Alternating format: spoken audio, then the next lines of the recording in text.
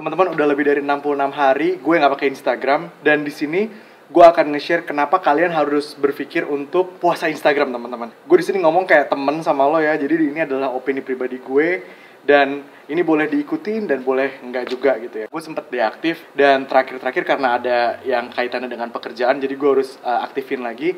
Namun gue sign out semuanya. Nah, dalam lebih dari 66 hari gue nggak pakai Instagram itu, banyak banget hal-hal yang gue pelajarin yang gue rasa ini worth sharing untuk kalian, teman-teman. Jadi nomor satu, persepsi, asumsi, dan miskonsepsi. Teman-teman, kalian tahu nggak? Ketika kita posting Instagram, sifatnya prismatis. Jadi kayak multitafsir gitu, teman-teman ya, kalau menurut gue. Jadi misalnya gue lagi posting something tentang Coursera misalnya gitu ya. Niat gue adalah sharing supaya lo semua tahu kalau misalnya kita tuh bisa lo belajar di Coursera gratis. Cuma kemungkinan ada yang mikir hal negatifnya, teman-teman. Jadi kayak, ngapain sih lu pamer?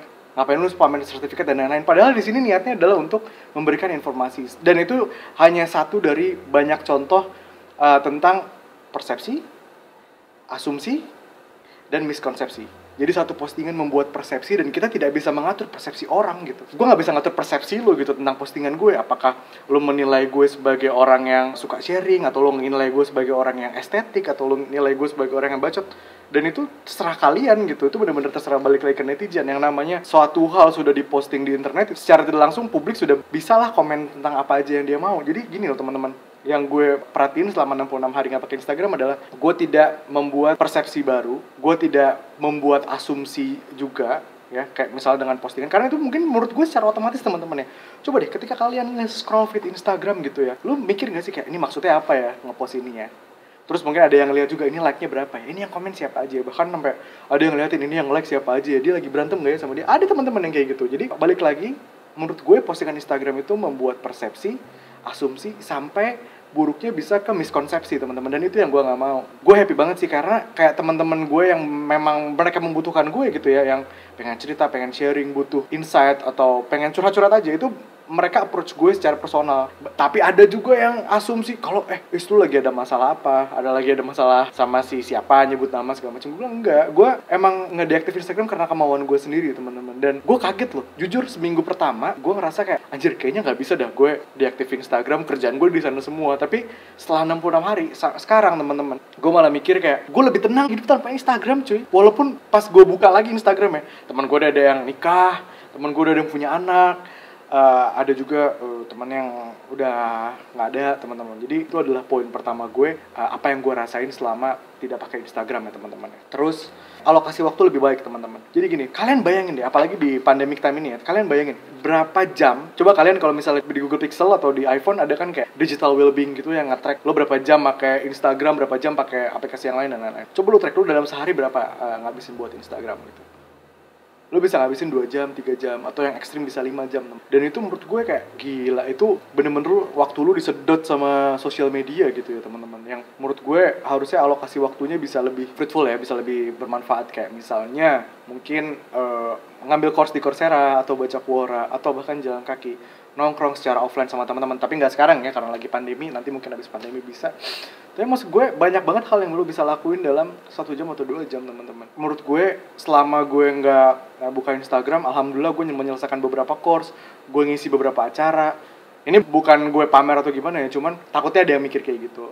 Gue tahu lo gak bakal mikir kayak gitu, cuman takutnya ada yang mikir kayak gitu. Jadi intinya gue ngerasa gue lebih bisa melakukan banyak hal, terutama dari masalah alokasi waktu. Sekali lagi, teman-teman, di sini gue ngomong tujuannya sharing, bukan menggurui. Gue mungkin tidak benar, kalian boleh percaya sama gue, boleh enggak. Tapi intinya ini bener-bener cuman buat sharing aja ya, teman-teman ya. Terserah kalian mikirinnya seperti apa gitu. Gue juga encourage kalian buat ngambil course di Coursera, karena gue pernah ngobrol sama salah satu teman gue ya. Dia juga gue bisa bilang mentor lah ya, Uda Ical ya. Uda Ical ini dia PhD di Warwick, dan dia adalah salah satu dosen international relation di BINUS kalau nggak salah. Nah, beliau ini orang well educated banget, dan kita sempat diskusi dan mengambil konklusi bahwa di masa yang akan datang sertifikat itu akan memiliki currency-nya tersendiri, teman-teman. Jadi gue juga percaya kalau misalnya ke depan sertifikat itu akan ada harganya. Cuma ini kan masih prediksi dan belum pasti ya, teman-teman ya.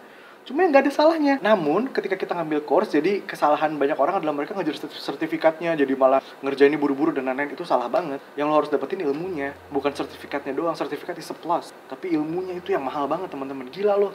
Sekarang tuh kita punya source lebih baik daripada Einstein ya. Kita punya Coursera, kita punya Quora gitu. Thanks to Andrew Ang ya yang bikin Coursera. Kayak kita bisa belajar apapun basically dimanapun gitu. Jadi menurut gue nggak ada alasan lagi buat kalian bosen gitu. Misalnya kalian aduh bosen nih gue ngapain ya, banyak banget cuy yang bisa dilakuin. Bahkan lu kalau misalnya butuh buku bacaan gitu ya, gue bisa kasih beberapa buku bacaan atau jurnal akademis gitu yang gue punya gitu ya. Itu mungkin gue bisa share ke kalian gitu. Bahan-bahan bacaan gue lumayan banyak. Nanti kalau mau lu komen kalau misalnya lu mau, atau lu bisa ketika habis nonton video ini, kalau lu bisa WhatsApp gue, kalau nggak punya WhatsApp gue lu bisa email gue, tulis minta buku misalnya gitu, minta bahan bacaan gitu. Untuk kedepannya gue pengen banget bikin Indonesia tuh jauh lebih berkembang, lebih pesat teman-teman. Ini lo yang nonton semua, gua rasa kebanyakan umur 20 tahunan lah ya. Ada yang 18, ada 20, 30 gitu ya. Nanti ketika 2045, 20, 30 tahun lagi tuh kita yang megang Indonesia cuy. Dan sekarang kalau misalnya kita pakai internet cuma bisa kebelah dua. Lo ngambil hal yang positif atau hal yang negatif. Dan gua gak mau lo terjerembab dalam hal-hal yang negatif itu. Jadi in a way gua bisa bantu apapun, ini gua lakuin for the sake of negara kita gitu. Gue pengen Indonesia tuh lebih baik gitu. Gue pengen ngeliat lo sukses. Dari alokasi waktu kita bisa membuat Indonesia lebih maju,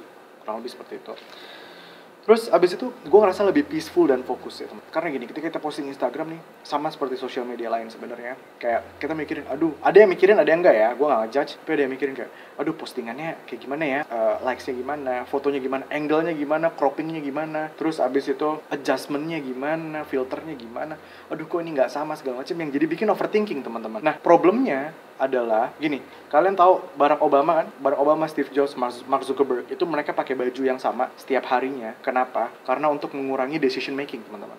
Karena secara tanpa sadar, secara subconscious kita menggunakan decision making kita setiap harinya. Misalnya pakai baju apa, pakai sepatu apa, pakai jam tangan apa, makan apa, itu kita mikir secara tidak langsung. Kenapa Mark Zuckerberg, Steve Jobs dan Barack Obama pakai baju yang sama? Karena mereka nggak mikir. Kayak Barack Obama bahkan makan apa yang ada di meja pasti dimakan. Jadi dia nggak, aduh makan apa ya, pasta, pizza, roti atau nasi. Nggak, dia nggak mikir itu, dia makan apa yang di meja. Karena dia memakai kapasitas otaknya buat kepentingan yang lebih penting, kayak gitu teman-teman. Jadi gue ngerasa lebih fokus dan lebih peaceful ya. Karena kan kayak udah noisy banget lah gitu ya dunia persosial mediaan ini kan gitu. Nah terus habis itu lanjut, terlalu padat dengan informasi teman-teman. Nih maksud gue, bayangin berapa foto yang kalian lihat setiap hari. Hitung deh coba, berapa foto yang kita lihat. Instastory, ya kan, Instagram post, belum kalau LinkedIn, YouTube thumbnail termasuk gambar. Dan otak kita tuh mau memproses semua gambar itu capek jadinya. Pernah nggak ngerasain kita nggak ngapa-ngapain tapi capek? Mungkin salah satu penyebabnya itu teman-teman. Jadi bisa dipakai untuk hal-hal yang lebih baik menurut gue ya. Cuma gue nggak ngejudge orang yang pada pakai Instagram ya. Gue juga akan pakai Instagram lagi, cuma nanti konklusinya gue kasih tahu ya di belakang gimana tips gue pakai Instagram untuk kedepannya. Di dunia yang sudah sangat saturated ini, tidak pakai Instagram tidak membuat gue kehilangan semua informasi, cuma beberapa informasi aja. Kayak ada beberapa teman-teman yang cuma ada di Instagram. Nah lanjut, abis itu tidak semua yang kita lakukan orang harus tahu. Mark Zuckerberg pernah bilang privacy is the future. Kalian bayangin deh, adalah salah satu kawan gitu ya teman-teman ya. Dia lumayan terkenal dan apa ya kita lihat karirnya sukses, maksudnya di karir per online-nya sukses segala macem gitu. Cuma pas gue curhat, ini gue gak mau sebut nama, tapi intinya pas gue curhat dia bilang intinya kayak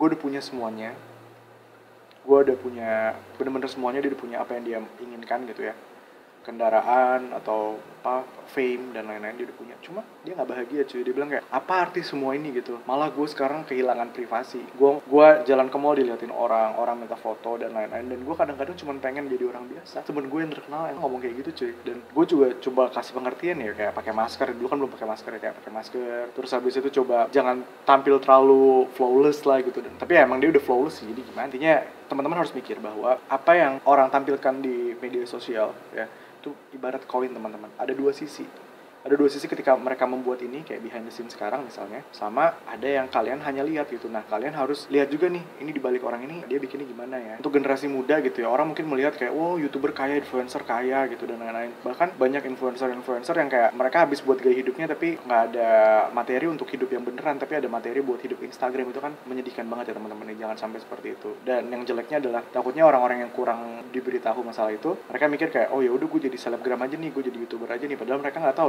nggak kalau jadi YouTuber lo harus punya kamera, lo harus punya skill editing, lo harus punya pakai mikrofon. Jadi kayak banyak banget hal yang perintilan-perintilan yang lo mungkin nggak semudah lo angkat handphone terus lo hai guys gitu, nggak semudah itu teman-teman. Jadi intinya coba cari yang benar-benar passion kalian apa. Kalau misalnya YouTuber ya so be it gitu. Jadi YouTuber yang bermanfaat ya teman-teman. Oh iya, gue mau cerita lagi, ada salah satu mantan klien gue, dia nggak punya sosial media teman-teman, tapi hidupnya bahagia. Salah satu contoh aja sih, kayak dia habis beli kantor, dia beli hotel, bahkan dia habis, aduh gue nggak bisa kasih tau dia beli apa, tapi intinya dia beli sesuatu yang mahal banget, lebih mahal daripada yang bisa kalian pikirkan sebenarnya. Dan gue kaget pas ini orang bisa beli pip gitu ya, kayak gila. Tapi dia nggak pakai sosmed, dan dia bilang, saya kalau misalnya kasih lihat Mercy saya kasih lihat mobil-mobil saya, itu kayak nanti orang banyak yang ngutang di WhatsApp. Jadi intinya adalah kita mah hidup diem aja, yang penting kita nikmatin aja bareng keluarga dan teman dekat, katanya gitu. Dan gue kayak wah gila, role model juga ya, kayak asik juga hidup tanpa sosmed yang nggak mikir gitu. Jadi intinya kayak dengan kita pakai sosmed, kita sudah memorsikan pikiran kita untuk si sosmed itu sendiri gitu teman-teman. Terus intinya nothing we have is truly ours teman-teman. Artinya adalah kayak bener-bener tidak ada yang kita punya. Kayak misalnya sekarang nih, bahkan badan gue, wajah gue, baju gue, jam gue, kamera gue, notes gue, itu sebenarnya bukan punya gue seutuhnya ya, karena segala-galanya adalah milik yang maha kuasa ya teman-teman ya. Dan kita akan kembali kepada sang maha kuasa teman-teman ya. Jadi bahkan akun Instagram lo yang ratusan ribu atau puluhan juta atau belasan juta atau bahkan ratusan juta, itu nggak akan lo bawa sampai mati gitu. Jadi intinya adalah jangan terlalu diagung-agungkan. Followers itu hanyalah angka, subscribers itu adalah angka, dan angka itu tidak pernah habis teman-teman. Ketika kalian letakkan kebahagiaan kalian di angka, ya kalian akan mencari kebahagiaannya nggak habis-habis gitu. Sampai botak sariawan juga nggak bakal ketemu bahagiaannya. Jadi intinya syukuri apa yang kita punya. Syukuri bener-bener, alhamdulillah loh teman-teman, kayak kalian masih bisa nonton YouTube, kalian punya koneksi internet, itu udah mewah banget teman-teman. Nggak ada alasan lagi buat kita tidak belajar. Itu poin pentingnya. Intinya kedepannya gue akan pakai Instagram, namun waktunya gue kurangi, kayak mungkin setengah jam sehari atau 1 jam sehari. Gue akan coba, dan gue akan bener-bener tidak melihat angka, berusaha tidak melihat angka, walaupun misalnya di branding atau di mana angka itu menjadi KPI kan.